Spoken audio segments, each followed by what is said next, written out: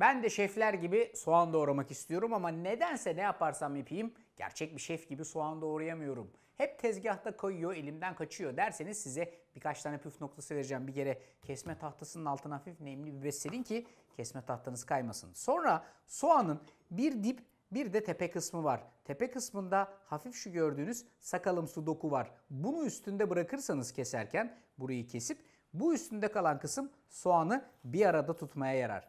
Öncelikle şu şekilde ortadan ikiye keseceksiniz. Gördüğünüz gibi soğanın şu üst kısmı üzerinde. Sonra isterseniz ince piyazlık, isterseniz de böyle küçük küçük yemeklik doğrayacaksınız. Parmaklarınızla mümkün olduğu kadar şu şekilde bıçağı siper edeceksiniz ve böyle küçük doğrayacaksınız. Peki soğanlı yemekleri yaparken ortaya çıkan bulaşıklar soğanı doğramaktan duyduğunuz endişe kadar büyük mü? Olmasın. Bu işi bertaraf etmenin de kolay bir yolu var. İşte karşınızda finish makine kokusu.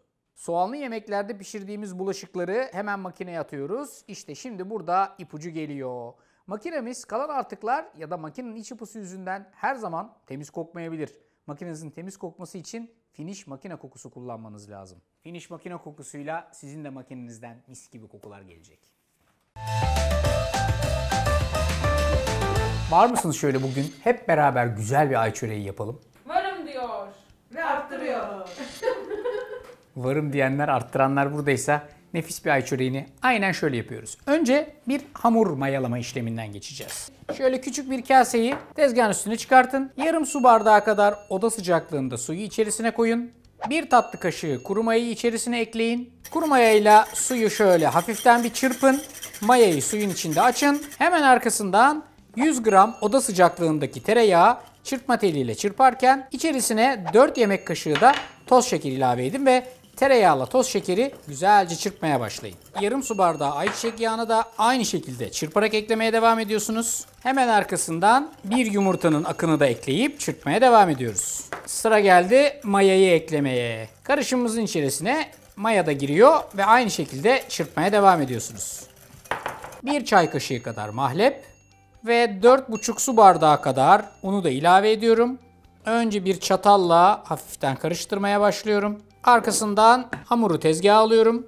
Tezgahta hafiften yoğururken üzerine küçük bir tutamda tuz ekliyorum. Hamuru güzelce 5 dakika kadar yoğuruyorum. İlk başladığım kabın içerisine hamuru transfer ediyorum. Üstünü bir streç filmle kapatıp 1 saat mayalansın diye kenara kaldırıyorum.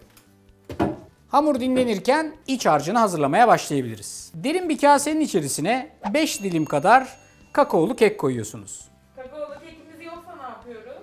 Kakaolu kek yoksa normal kek koyuyorsunuz. İsterseniz üstüne koyacağınız kakao miktarını da fazlalaştırarak koyu rengi elde edebilirsiniz. Hangi keki koyayım diye de düşünüyorsanız şuradaki kabarma garantili keki bence denemelisiniz. Kakaolu keki elinizle ufalayın. Üzerine 1 yemek kaşığı kakao, 2 yemek kaşığı toz şeker, 1 dolu avuç kuru üzüm, 1 tepeleme avuç dövülmüş ceviz, 1 limonun kabuğunun rendesi, 1 çay kaşığı kadar toz tarçın ve yarım bardak kadar su ilave ediyorsunuz. Şimdi sıra geldi bunları güzelce yoğurmaya. İyice bir kıvam aldırana kadar bu arkadaşları yoğuracaksınız. Hafiften yoğurun, ıslak, nemli, yapışkan bir iç harç elde edin. 1 saatin sonunda hamurumuz mayalandı. Çok böyle aşırı kabaran bir forma doğru giden bir şekli şemali olmayacak. Yoğun, güzel, gövdeli kıvamlı bir hamur ortaya çıkacak. Tezgahın üstüne alacaksınız hamurunuzu yeniden. Hafif bir tur yoğuracaksınız. Arkasından da şöyle küçük toplar kopartacaksınız hamurdan. Şu şekilde bir top kopartıp tezgahın üstünde ince uzun olacak vaziyette açacaksınız. Eğer isterseniz tezgahın üstüne hafiften un da serpebilirsiniz. Şu şekilde ince uzun bir hamur açıyorsunuz. Hamurunuzun aşağı yukarı şöyle cetvelle göstermem gerekirse 18 santime 7 ya da 8 santim olması gayet ideal bir ölçüdür. Açtığınız hamurun içerisine buradaki hazırladığınız çikolatalı, kakaolu iç harçtan ince uzun bir şerit yapıyorsunuz şu şekilde. Ortasına hazırladığınız bu kakaolu kekten şöyle tombik bir parça koyuyorsunuz. Sonra hamuru bunun etrafından kapatıp hafif bir ay çöreği şekli veriyorsunuz. İşte aynen bu şekilde. Fırın tepsisine alıyorsunuz. Üzerine yumurta sarısı sürüp file bademle süslüyorsunuz. Bu işin pratik formülü bütün hamurları tek tek hazırladıktan sonra içlerini doldurup ellerinizi yıkayıp ondan sonra hepsini tek tek kapatmaktır. Yoksa her seferinde elleriniz biraz kakaolu kekten siyahlaşabilir. Benden söylemesi. Şimdi bu arkadaşlar fırına gidiyor. 180 dereceye önceden ısıtılmış fırında fanlı ayarda aşağı yukarı böyle bir 35 dakika kadar pişireceksiniz bunu. Üstü güzelce renk alacak. Ondan sonra da ay çöreğiniz hazır olacak. Evde ay çöreği yapmak tahmin ettiğinizden daha kolay. İşte bu formülle. 35 dakika sonra hop bak geliyor tezgaha. Evet 35 dakikalık sürenin sonunda ay çöreğinizi çıkarıyorsunuz. Naz, ay çöreği nasıl bir tariftir biliyor musun? Yani özelliği nedir ay çöreğinin? İçi kek dışı çörek.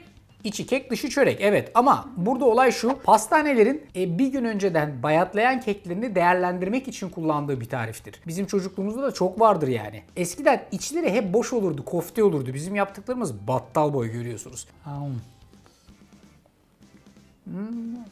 Çok güzel olmuş.